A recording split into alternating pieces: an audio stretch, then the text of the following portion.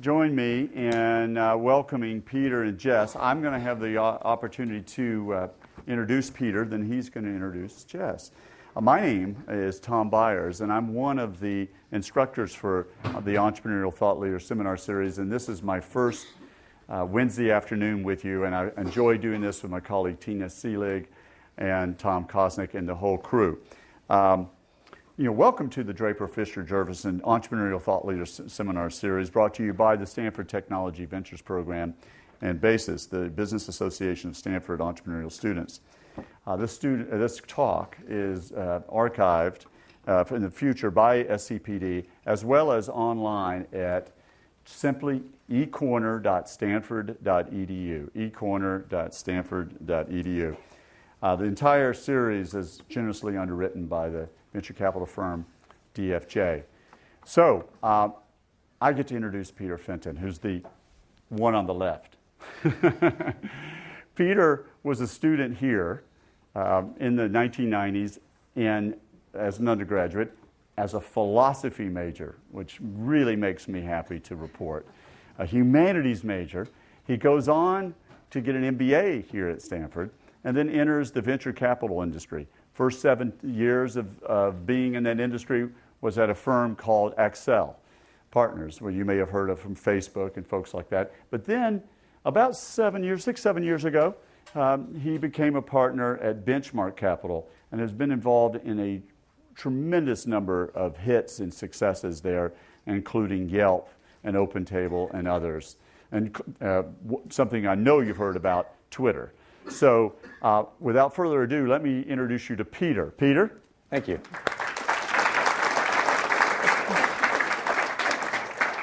So Tom threw me a curveball and said a couple weeks ago, hey, we've got a change of plans. Can you fill in for the gentleman from O-Power that couldn't make it today? And I thought the last thing you guys would want to hear from is another venture capitalist. And so I tried to put myself into your shoes and say, who would I want to have come talk? And about a millisecond later, Jess Lee popped into my mind. Jess had just won the Fortune 40 one of the 40 under 40. I can't remember what number she was, but something in the 30s, maybe the 20s. And there were really two reasons. The first is that Jess, like myself, sat in your seat. In her case, it was 8 years ago in 2004. This class. She took this class. I crashed this class a couple times. But Jess is what we affectionately call in our industry a rising star. And we spend a lot of time idolizing the people who have arrived, and I think not enough time studying people in their ascendancy to greatness. And there's so many things you can learn from a first-time CEO and how they go about it. What's cool about Jess is that it's immediately accessible. So she faced the same questions, the same challenges, angsts, and anxieties that you may face right now in your career going into it. And so I thought, what a perfect opportunity to talk to one of the rising stars. Someone will be writing books about, I think, maybe in 2 or 3 decades, and they'll attribute back to some of the ideas back to what you might hear today. But first, let me spend a second on a company Jess is part of, Polyvore. Benchmark invested in Polyvore in 2008, about the same time Jess joined the company. And it's a very simple thesis, which is Polyvore is doing to the fashion magazine industry what Wikipedia has done to the Encyclopedia Britannica. It is truly the creative destruction of an existing industry with a modern, empowered consumer model, which I think is going to change every category of media that we know. It's happened at Wikipedia, at Yelp, at TripAdvisor, at IMDb, and Polyvore is doing it in the fashion market. So what does that mean? Well, there's a value chain in any industry, and in the media industry, the value chain was content, editorial, distribution, advertising. And along came the internet, and we gave people a voice. And instead of content being this, creative types that wear turtlenecks that you have to pay a lot of money to, it was the community. And empowering the community and giving them a voice, instead of a value chain, it created a set of concentric circles, where at the center of it, there was a human being creating beautiful content. That community curated the content, and they curate that at Polyvore, at Yelp, at Wikipedia, and that draws in the readership. So instead of having to print magazines and push them out on shelves, people naturally come to your site, either through Google or they download your application. And then monetization, the really powerful thing is that the advertising is actually endemic to the experience. So the ad is the content. So Polyvore is an example of one of the companies that I think we'll look back on. And You look at Vogue, InStyle, Lucky, Cosmopolitan, all collapsed into one company. So the numbers are compelling. The company has double-digit millions of revenue. It's got triple-digit growth. It's cash flow positive. And so it's one of these rising success stories. Probably doesn't get as much press as Pinterest. The companies are different, but the structural advantages of the business lead us to think about a multi-billion-dollar company. And the story of Jess becoming the CEO, we'll spend a little bit of time on, but it's one of those magical stories in my career where there was an act of selflessness from Pasha, the then CEO and now CTO of the company, co-founder with Jess.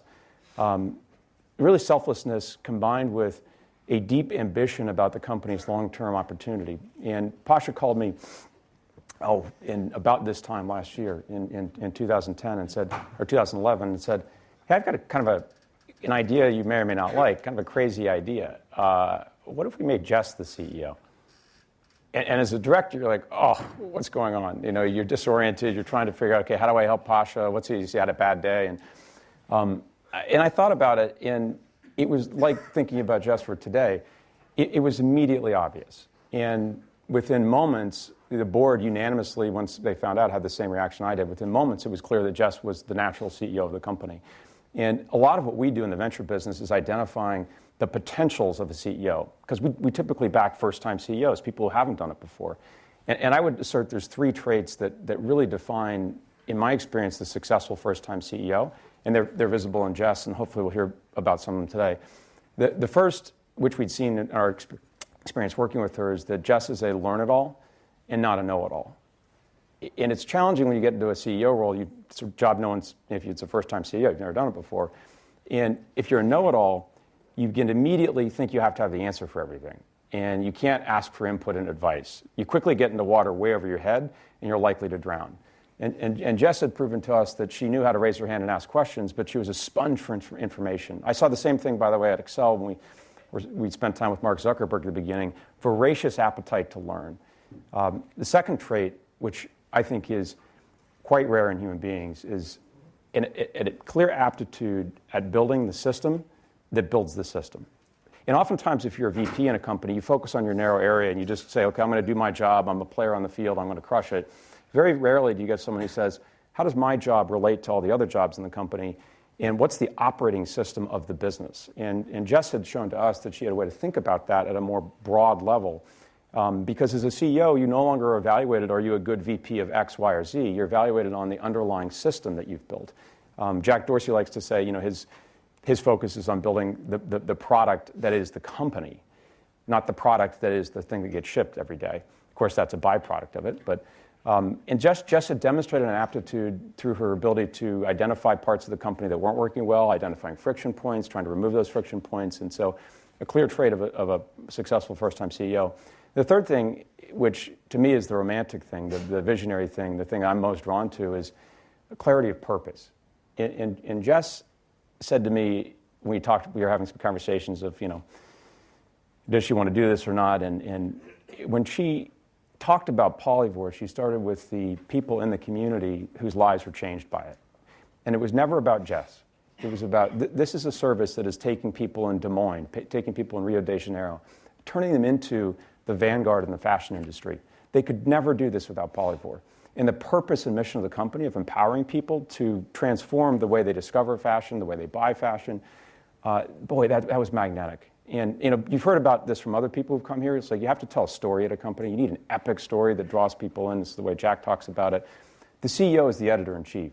And if they don't have a clarity of purpose and ability to motivate and inspire what's possible, what happens if we get it right? And Jess had done that. There's a great, if you guys ever get a chance, Google her for a New Yorker article. Jess had there was a Polyvore article in New Yorker, because we invest in the company. We say, hey, one day someone's going to write a story about this company that talks about some people whose lives you've transformed. Because today, to get ahead at Vogue, you got to go play politics on Madison Avenue, backstab maybe, but let's just say, you know, climb your way to the top. And where someone sitting in a room, you know, in the Midwest that has a fantastic fashion sensibility is just shut out of the dialogue. But your company's changed that, and people are going to want to write about that. And so Jess, in that story, she wasn't the CEO at the time. The story was really about Jess, even though it was about Polyvore. So those three traits, I think, you can go to all the different skills of the CEO. Some are execution-oriented, some are great relationship people, some are great visionaries.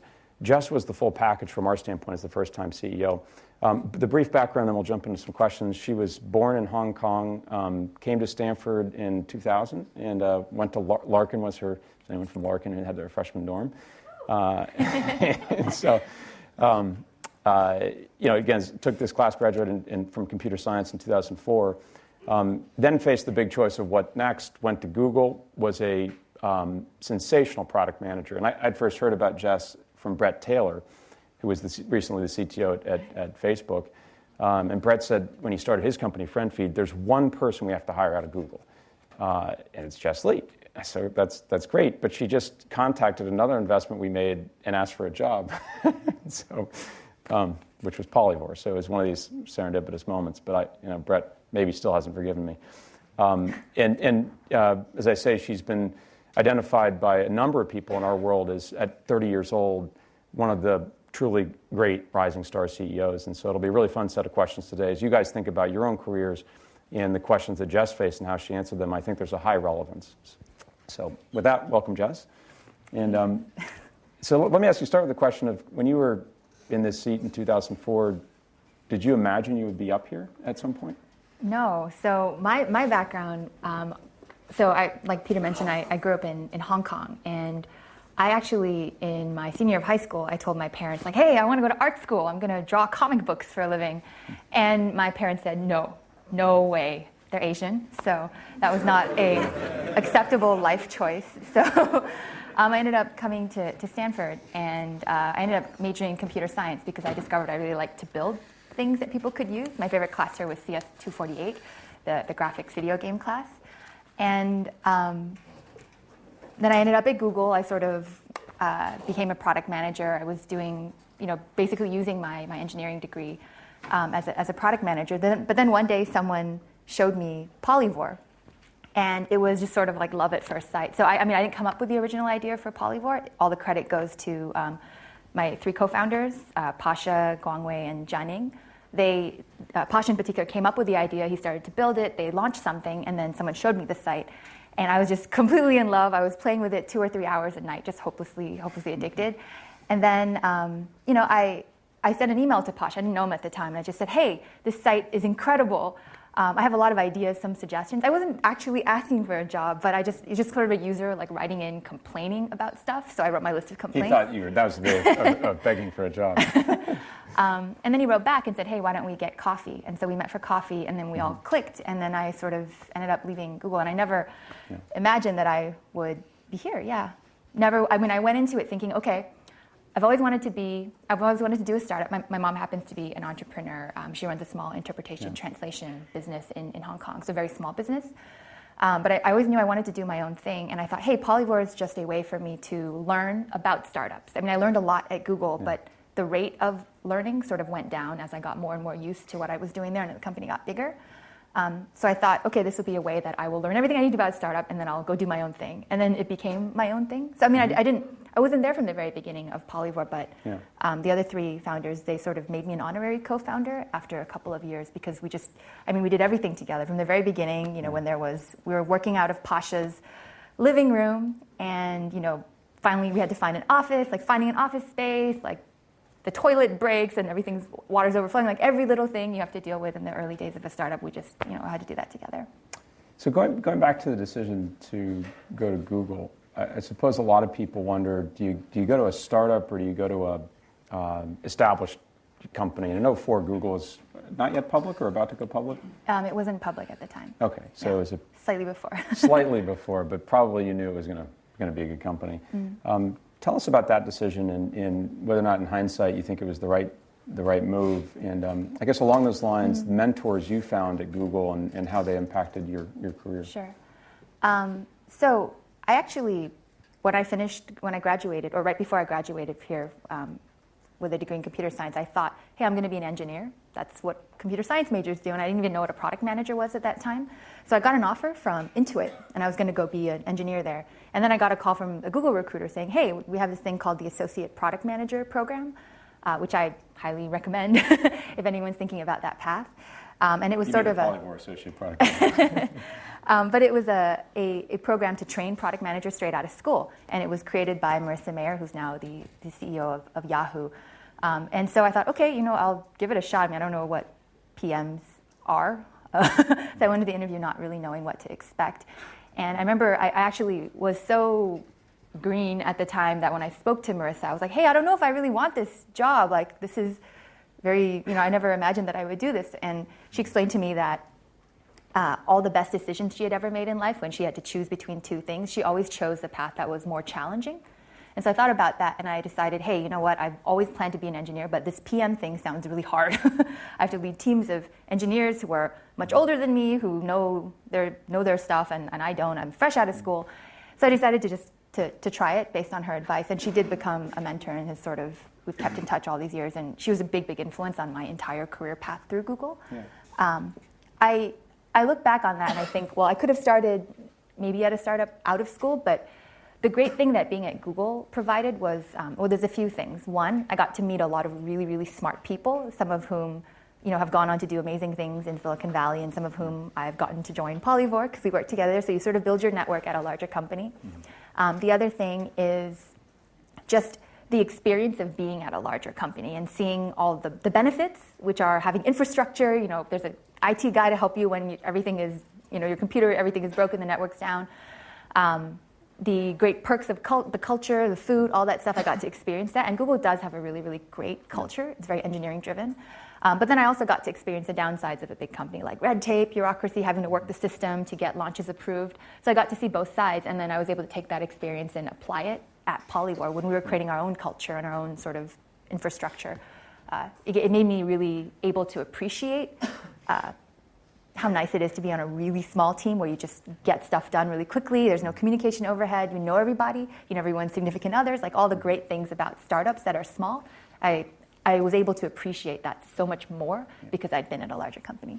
And part of my one of Benchmark's founding partners, Andy Ratcliffe, has a great post on this, which is that people going to a successful company like a Google, call it midlife, about to go public or just went public, tend to get more credit than they deserve for the success of the company. And those that go to a startup company where it fails, they tend to get more blame than they deserve. Mm-hmm. So, put another way, I think the move, if you think of it in developing a career of going to a success story, there are actually far fewer ways to succeed, in my experience, than there are to fail. Mm-hmm. And I'm not clear what you learned from failure. There are certain personal lessons you get out of it, but success is its own unique breed of an education. And going to a successful company, and today you could say it'd be like Dropbox or a Twitter or one could argue is Facebook past that point, I don't know, but I think it's a pretty good proxy for getting experience of hyperscale, successful culture, and you internalize that in theory. The flip side is staying there too long. And oftentimes you stay somewhere too long, you can start to get the groundwater gets into your being, where you start to assume everything is sort of like Google. And so I want to talk a little bit about that transition, because it's a pretty abrupt shift to go from the high-flying Google to the backed-up toilet Polyvore. Yeah. And did you just the decision itself? Did you fret over it? And I know you didn't come over overnight, because you seemed to wait about 6 months. And so, how did you think about that transition, and maybe what did it feel like for the first phase, being in a raw startup? Yeah. So the two things that I was thinking about were, I want to go to work on something that I'm passionate about, and I was already so addicted to Polyvore. I was using it like literally 2 or 3 hours a night. I was a member of the community making lots of sets or collages. So that was one thing that checked that box. The other thing was I wanted to go, besides like always picking the more challenging path, the other thing that I find useful is to think about maximizing your learning. And I knew that I'd learned a lot. I learned so much in my first year at Google. Like I had never led any teams. Like I had poor communication skills, like all sorts of things I learned in my first year at Google. But then the rate of learning sort of tapered off. And so I decided, okay, I need to go somewhere where I'm going to learn so much all at once. And Polyvore, by virtue of being so small and only having engineers, I knew that there was going to be a ton of things to learn. Like we needed to do a lot of things. We needed to find an office space. We needed to create a revenue model. And I just knew that there would be space and freedom and opportunity for me to do some of those things there. So that's why I ended up choosing Polyvore. It wasn't an easy decision. I remember when I went to signed the offer on that day. I was like, what am I doing? Wait, have I made a decision? And then I signed it and I walked out and I was like, oh no, what did I just do? So it wasn't, crystal clear, but it was like one of the best decisions I've ever made, for sure. Did you ever, in that first phase of acclimating, think you made a big mistake? No, I actually have never thought that about Polyvore. There's always been enough positive momentum. I mean, it hasn't all been, you read about a lot of companies in TechCrunch and you think, wow, it's all up and to the right and it's so easy. It's not easy. Like, even when things are going well, there's like still lots of moments of unhappiness. I actually just wrote a blog post about this, why startup founders are always so unhappy, if you want to check it out. But yeah, I mean, it was definitely hard. And in the beginning it was hard and we had no traction and we were small. But at the same time, it was so fun to just continually learn things. I was so excited to learn about Mountain View real estate prices versus Palo Alto. And, that just made it sort of, that sustained me. And then I realized after some time, maybe I should have hired a professional to do some of these things and focused on the things that mattered more. But, I've immensely enjoyed all of Polyvore. Fantastic. So let's talk a little bit about the transition to CEO. And one of the, just to call out, and Jess has mentioned that she's a honorary founder. Jess is a founder of Polyvore, there's no question. I think one of the things that we Jack Dorsey's spoken of this, we tend to use the term as though it has some sort of magical power. Like, well, if you're a founder, then everything's different. But we're all human beings, and we all are founders in our own way of things, initiatives, things you take on, and I think it gets overly sensationalized. And Jess was, from the beginning, the soul of the product. I think it was very clear to us, as we talk about her becoming a co-founder, we're like, well, of course she's a co-founder. The company actually aggressively pushed equity onto Jess to reflect that, which I thought was this is after the fact, really illustrative of the culture the company has. But the transition to CEO is a big one. And, the statistics are most people don't make it successfully. I don't want to jinx it, so knock on wood, but you really, in a way that I haven't seen in my venture career, taken to the role. Could you tell us about how it's different? And, a little bit about where did you want the role? And now that you're in it, how does it change your world?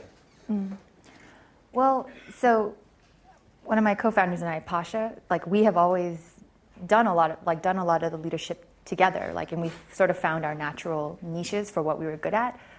Peter gives me too much credit. I think I am one of the users of the site. I like to shop, I like fashion, so I think about the product that way. But what Pasha's brilliant at is architecting systems and thinking about the feedback loops and just sort of the way the product works from a systems design perspective. So I think the combination of those two things is really the soul of what made Polyvore's product take off. In terms of the transition, the way we'd always split responsibilities was, he was responsible for engineering. I was our product manager, but he's also a brilliant product guy. But as we started to add more people to the team, we added a sales team, we added, finance and people operations, recruiting. It just naturally fell to me that those people just ended up reporting into me, and engineering was reporting into him. And so as we grew and the other parts of the company grew, it just became more of a natural transition. And it's exactly what Peter was referring to. It's about the company becomes the product, not just the product, the website or the app. And we realized, both of us, Pasha and I, that the role of the CEO was shifting from being less about just building the product, but building the team that builds the product. And so that naturally became more my purview. I was always recruiting for us. So it felt like a pretty natural transition. And we discussed it and we decided, all right, let's do it. But I never went into Polyvore ever expecting this to happen. Yeah. It's an interesting thing, which Jess makes the comment. She's like, well, I wasn't looking for this. And if I could be simple about it, there are kind of two types of people that come to the role of CEO. Those that want to be CEO and those that, if you will, earn the title. And I think founders inherently, when they're founder CEOs, earn the title because they took the initiative. But it's a red flag for us as venture capitalists when someone shows up at our office and says, I'm really ready to be a CEO, so I'm looking for CEO opportunities. I'm like, well, that's great, because you're going to adverse select into the broken companies that are looking for a CEO. Mm-hmm. And there was something very natural about Jess's evolution to the role, because it sort of was happening as a course of how she was scaling inside of the company. The ambition to be a CEO it can be a dangerous thing, but I actually curious, as you think about now that you're in the role, how's it different than maybe what your role was before, and what's been unexpected about it? Well, I think the role of the CEO definitely changes as the company gets larger, right? And I went into this assuming like, okay, there's a set of things we need to do in the next, I don't know, at least a year, maybe 2 years, 3 years, that I think I can do. I think I know how to do these things, or I can learn some of them.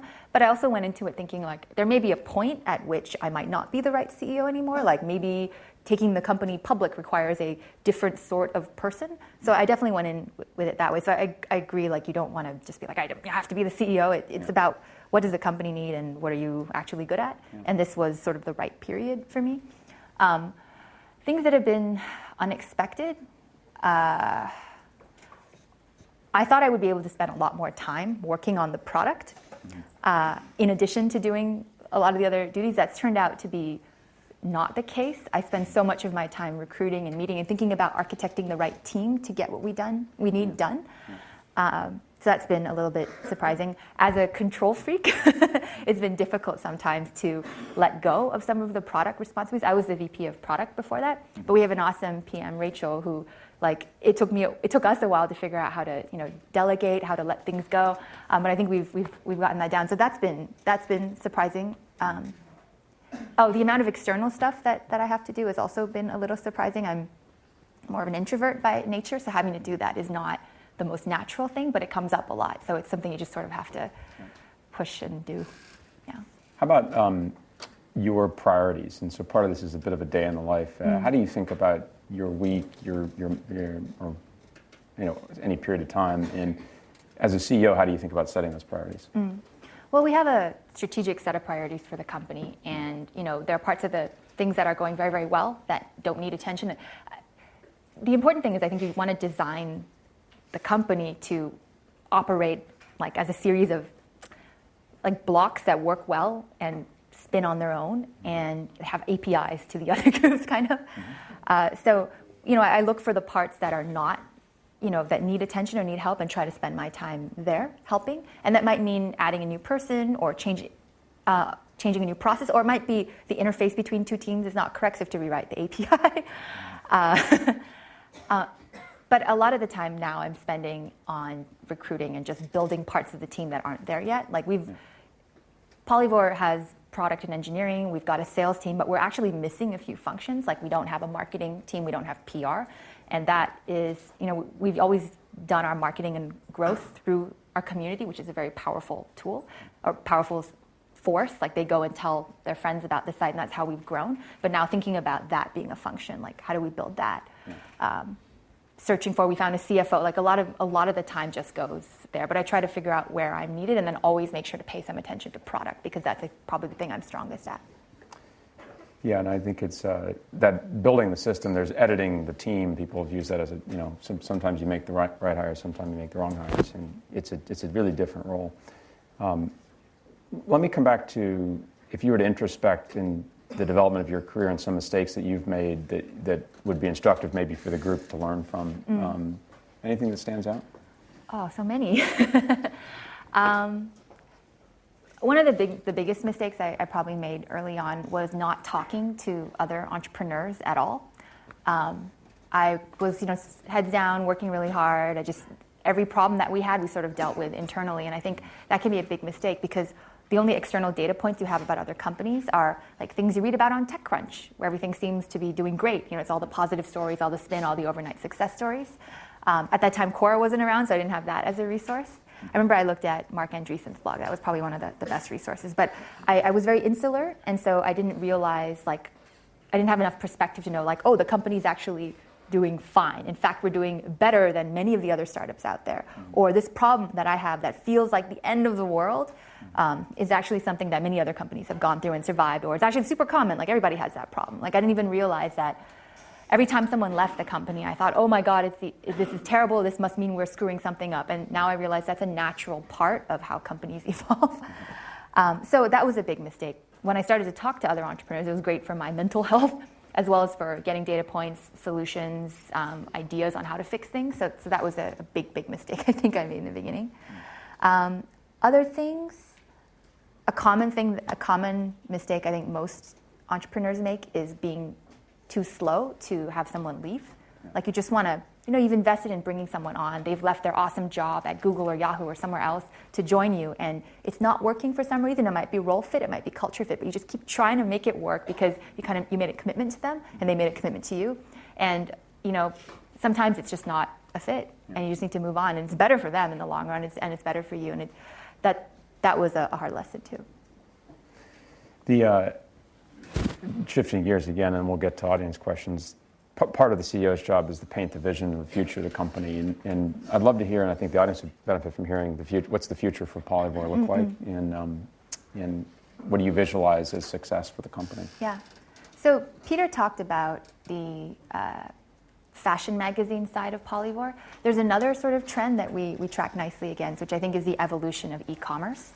So if you think about how e-commerce came about on the web, it was driven by categories like electronics, so buying a digital camera. And the way you think about buying a digital camera is, well, it's very research driven. You care about hard numbers and attributes like number of megapixels or price. And because of that, the e-commerce experience, the standard e-commerce experience is a search box and then a set of filters, like digital camera, refined by 10 to 16 megapixels, under $500. And then you start to look at the reviews. And that's, whether you're looking at a clothing site or anything on Amazon.com, that's sort of the standard UI. But there's actually a whole category of goods that you just don't buy that way. Like I have this, I bought this shirt. It's like a specific color. It's actually got a huge hole in the back, which is kind of impractical. But I just like it. That's my taste. I like this shirt. And I like the particular brand that it came from. So I'm buying this shirt based on my personal taste, which is incredibly arbitrary and based on trends that evolve over time. Like I'm sure this shirt will be extremely uncool in 10 years or 2 years, I don't know. But it'll be cool again in 10 years. That's right, yeah. But taste is always evolving. So I think there's a category of products that you buy based on taste. And at Polyvore, we're trying to understand people's taste. So when people mix and match products they like, that's them giving us data saying, hey, this product is cool. These two products go together. We can extract from that a trend, the hole in the back of your shirt trend or whatever. And we can track that over time. So it's actually, our community is giving us tons and tons of data about taste. And from there, we can do all kinds of things, like build a better shopping experience that's more discovery and browse-based, have friends recommend to friends what they're buying.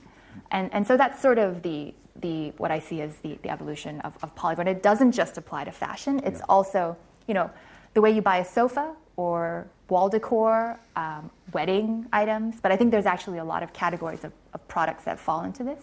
So that's sort of where I see the product vision going. I've been really moved by the community you've built and some of the stories that come out of that. I'd love to hear your description of the community, and we call them users, but they're not really users. They're the creators on the site, and some of the personal stories that come out of that. Yeah.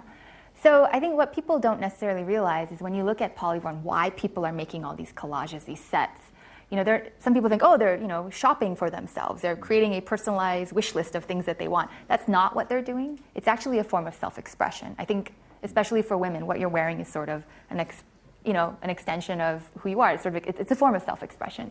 So a lot of these people are on the site for creative reasons, for self-expression reasons, and they're making friends and building a community. So we've heard all kinds of interesting stories from people in the community who've become friends. We recently had a meetup in New York. We flew about 11 members from Brazil, France, all over the US, Canada. Someone she was from a small town in Canada, and she'd never ridden in a taxi before. We brought her to New York for Fashions Night Out, which is a big sort of party on the streets of New York right before Fashion Week.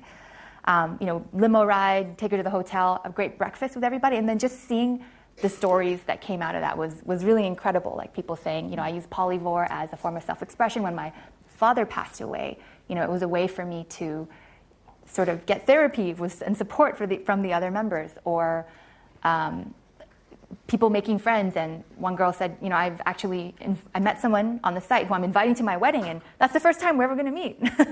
So it's really amazing when you give people tools to express themselves and the ability to connect. They really form these super strong relationships.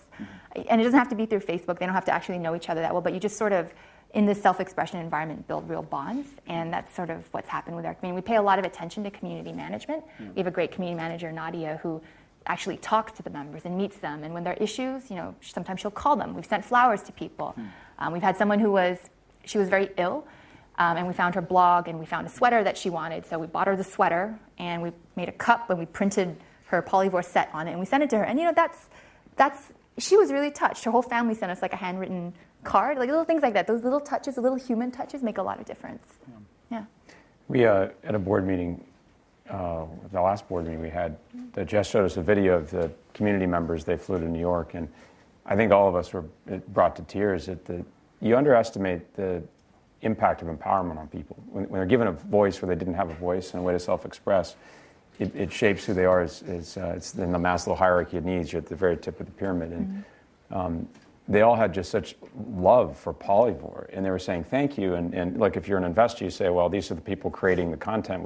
Not only do we not pay them, they're madly in love with the company, and yet they're building the company. So it's part of, I think, the future of a lot of products in tapping into that creative power, harnessing it, but making it, and we see the same thing at Yelp. Wikipedia never ceases to amaze me. The Wikipedians that spend, I talked to Jimmy Wales at the beginning, in 2002, 2003, to try and invest in Wikipedia, and he laughed at me. He's like, last time we tried to invest in Wikipedia, we killed it, because they financed it as a company, and then they quit because it didn't work, and then the community took over, and then it became Wikipedia.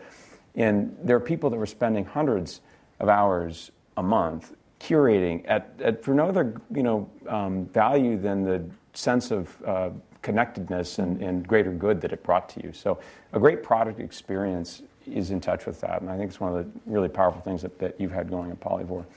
The last question I want to ask before shifting gears and getting questions from the audience, I'm on your board, and this is a little awkward to ask this question, but how do you think about us, the board, the venture investors, and you can say what you want, and where, as the CEO, you sort of sit in between a lot of different concentric circles and integrating them. How do you think about us, and then maybe describe the relationship for the audience? I think it'd be pretty interesting, and I can dispute all the stuff you say. So, part of being a first-time entrepreneur, I never actually knew what to expect from a board. And so we've always had a great relationship. And it wasn't actually till very recently we had an experienced CFO join us. And she's been CFOing for 15 years, and she's been on lots of boards. And she came to our board meeting, and she's like, you have no idea how awesome your board is. They are so, thoughtful, strategic. They're on the same page. Like, they don't, they give advice just the right level. And I guess I didn't even realize that. I think our board has always been incredibly supportive.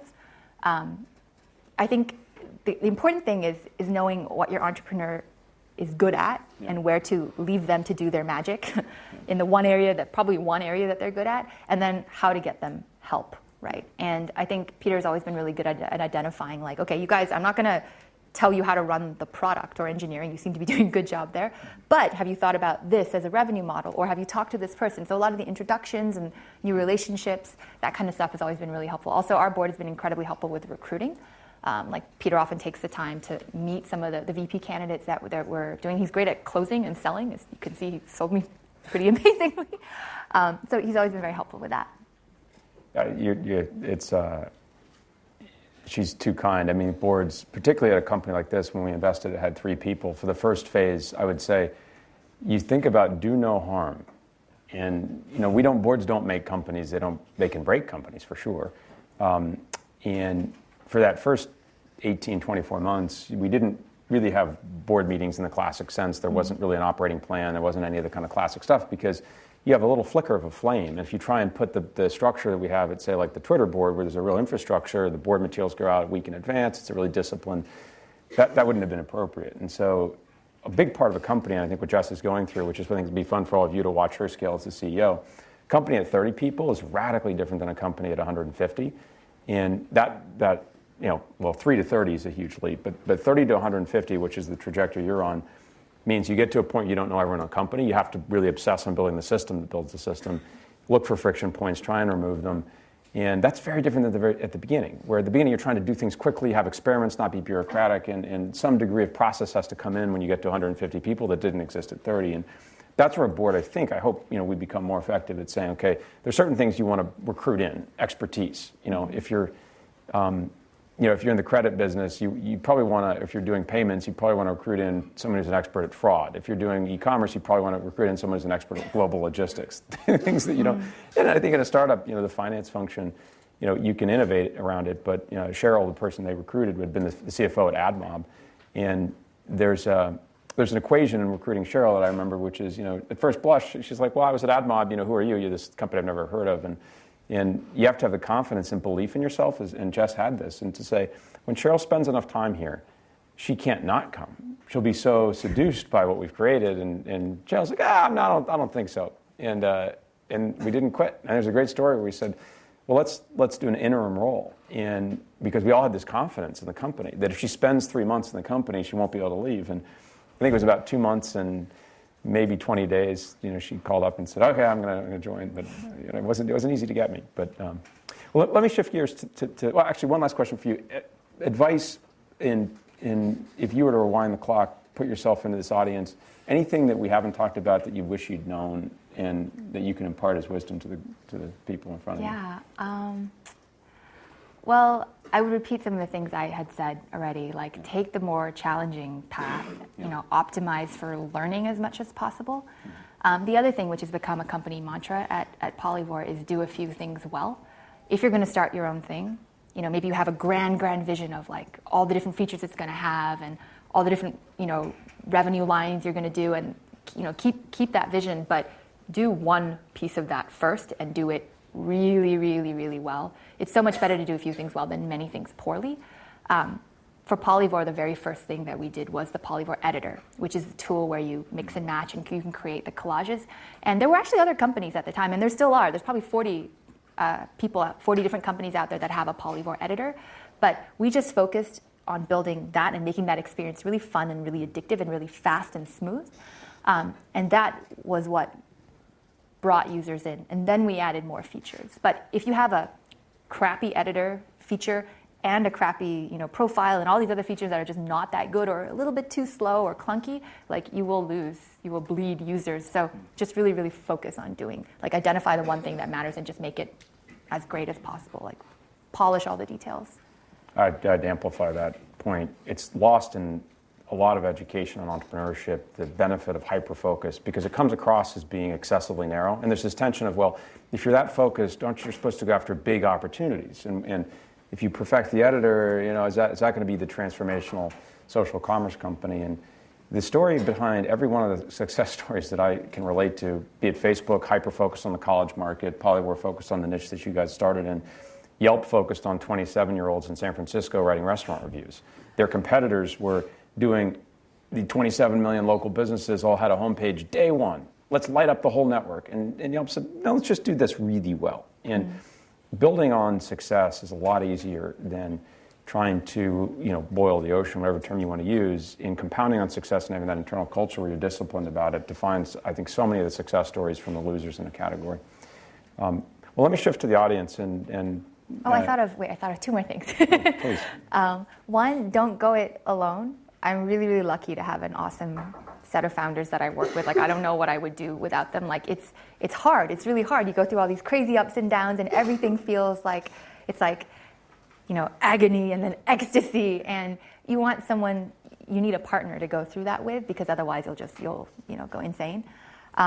The other thing is just if you don't have an idea. Like, I've seen a lot of this. I've seen a lot of this lately, where I just want to be at a startup. I just want to co-found a company. I'm just going to do something. I'm going to quit my job and just do something. But if you don't have an idea that you're passionate about, it's actually really hard to get through those ups and downs. Yeah. Like, you will just discard the idea immediately if you don't feel really strongly about it. So if you don't have that idea yet, keep thinking about it. But in the meantime, go do something productive. Like, go to another startup and learn. At least start learning like how they run it. Learn how to manage a P&L or how to be a product manager. Just go do something rather than try to sit in a room with a whiteboard with your co-founder and a computer, like being like, all right, what's our ideas? Like, I think that's really hard. Right.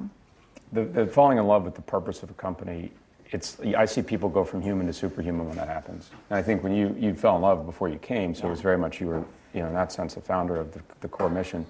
But when you recruit people and you're in touch, there's a lot of talk of the why, the how, and the what of a company. And the really great companies spend a lot of time on why do you exist.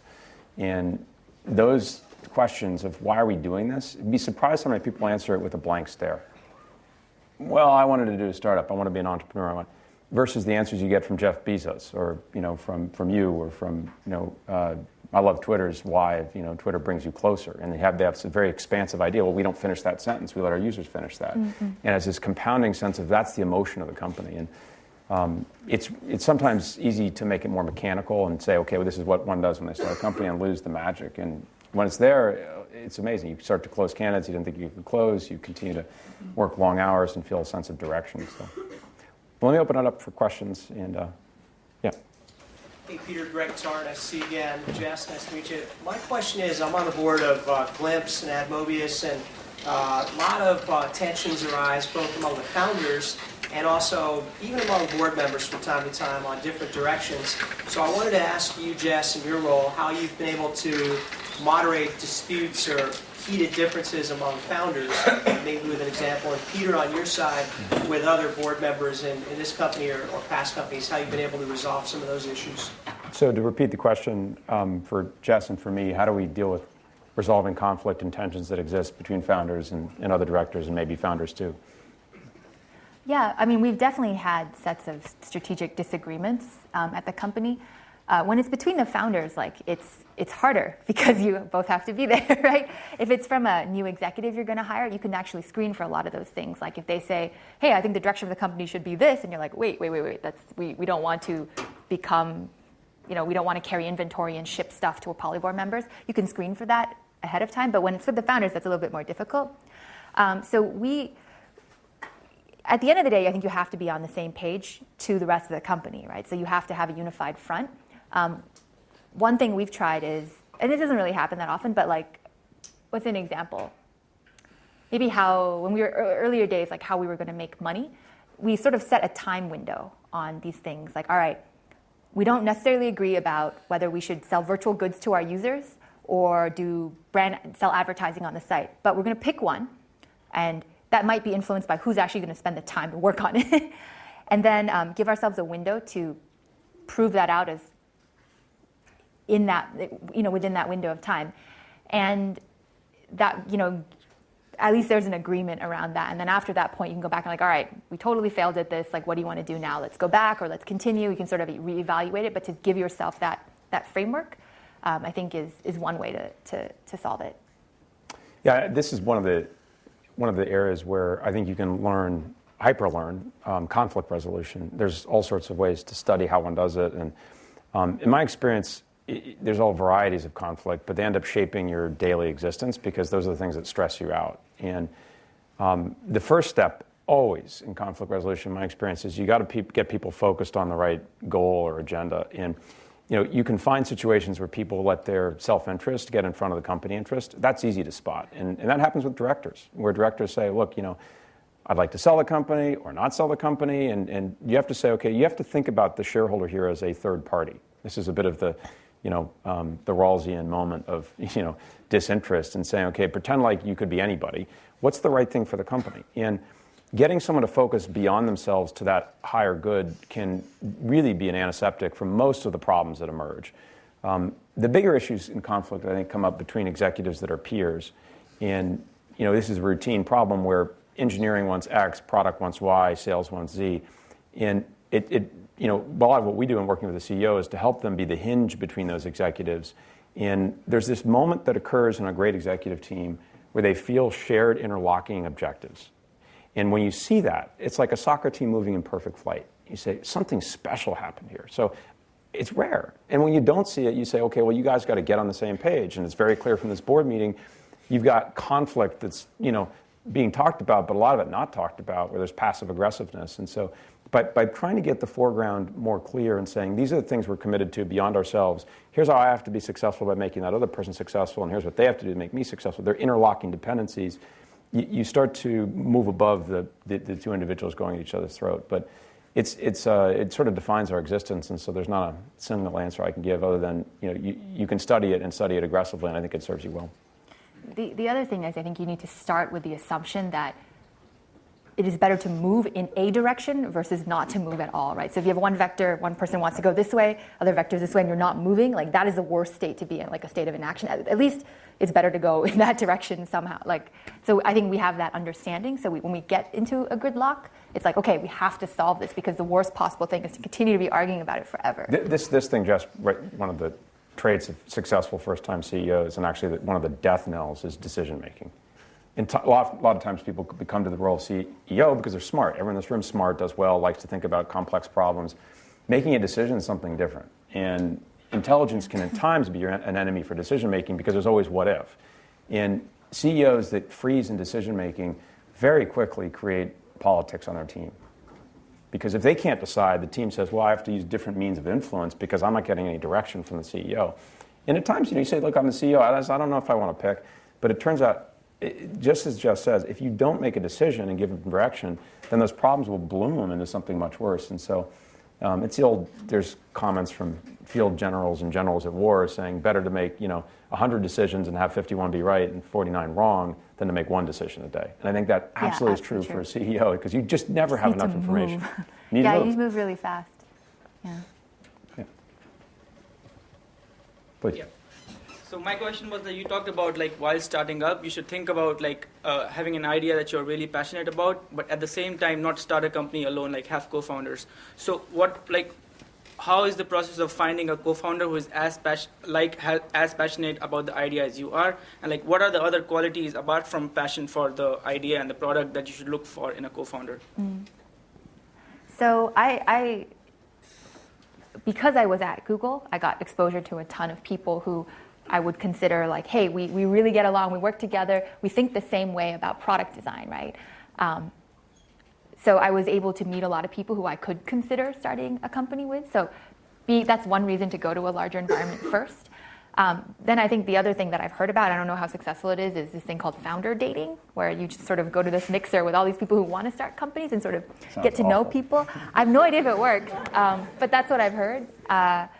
In terms of what to look for, in addition to having passion about the same thing, I think you have to make sure you're motivated the same way and you have the same philosophy around the core, whatever is going to be the core of the company. Like an example of philosophy mismatch is if you think, all right, I want this to be a product and engineering driven company, and the other person's like, no, I want this to be a sales, business development driven company. That is a core mismatch that may break you guys apart at some point. So you have to screen for those kinds of things, like philosophical stuff. Or if one person, especially if it's two engineering people, one is all right, we just need to do whatever we need to do to get it done. Facebook, move fast and break things, the willingness to break things, we just got to move quickly and let's hack a little bit. Or if you put that with Apple people who are more no, it has to be perfect. Don't release it until it's perfect. That is a definite philosophy mismatch, and that's going to cause major problems for the two founders. So you have to screen for the things that are your core values. One thing I found seeing the best companies always have more than one person, where it's not sometimes the external world thinks it's all person X, but I've studied a lot lately first-time CEOs that fail, that go on and do it a second time and succeed. And there are many examples. We can point to, obviously, Steve Jobs, but there's a long list of them. Studying what does the A/B test tell you? What do they do differently the second time? And a common theme, and it is the theme, is acute self-awareness. The second time around, they say, I'm not this, this, and this, so I better find that in my partner. And if you're not a great master of execution, you can't assume that you're going to micromanage your way through scaling a business. And so I have an example now, a company I'm an investor in, New Relic, where Lou, the second time around, Lou said, my co-founder needs to be a guy that can run engineering, because I love to ideate, I love to create these things, but if I have to run engineering day to day, and then he came to me and said, look, I need a guy who can run and scale sales. So that acute self-awareness where these three vectors of leadership, we talk about vision, relationship skills, and execution skills. I haven't seen somebody that pegs the top of all three of those. You're probably long one, short one, and medium on the other. So the self-awareness and identifying, okay, what am I really good at, what am I not good at, and mapping your co-founder onto that means you don't end up in a situation where you have two founders that want to be the visionaries. That doesn't work. One of them won't be at the company if the company's successful over a period of time. And so that acute self-awareness is this is the A/B test. What do you learn from someone who gets it right the second time versus the first time? And that's part of the learning process. Time for one more question, I think. How do you blueprint good decisions? How do you blueprint good decisions, Jess?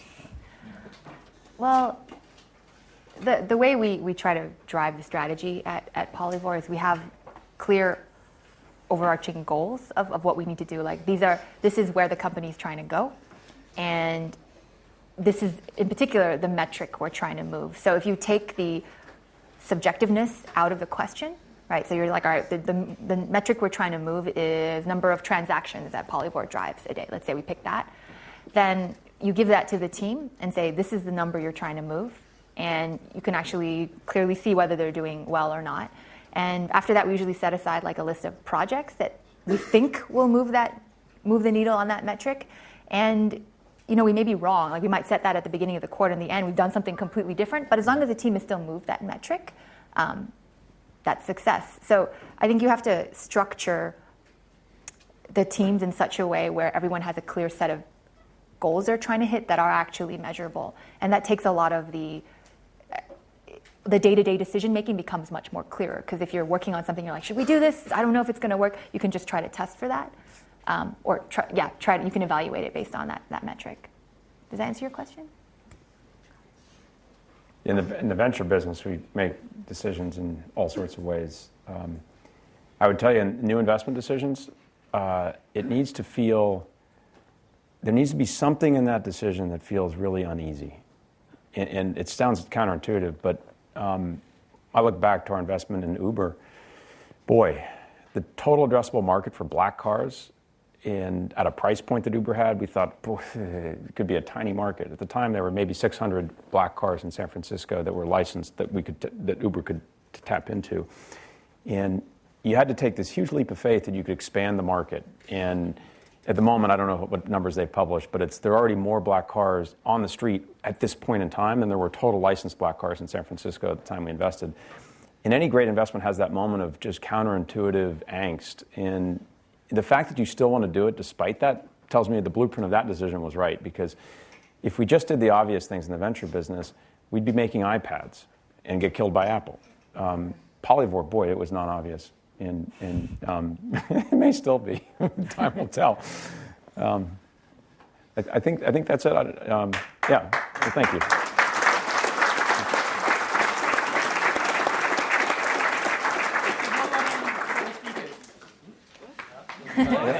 Well, on behalf of DFJ, Basis, and SVP, we'd like to present you with this memorandum. Thank you for coming. Thanks for having us.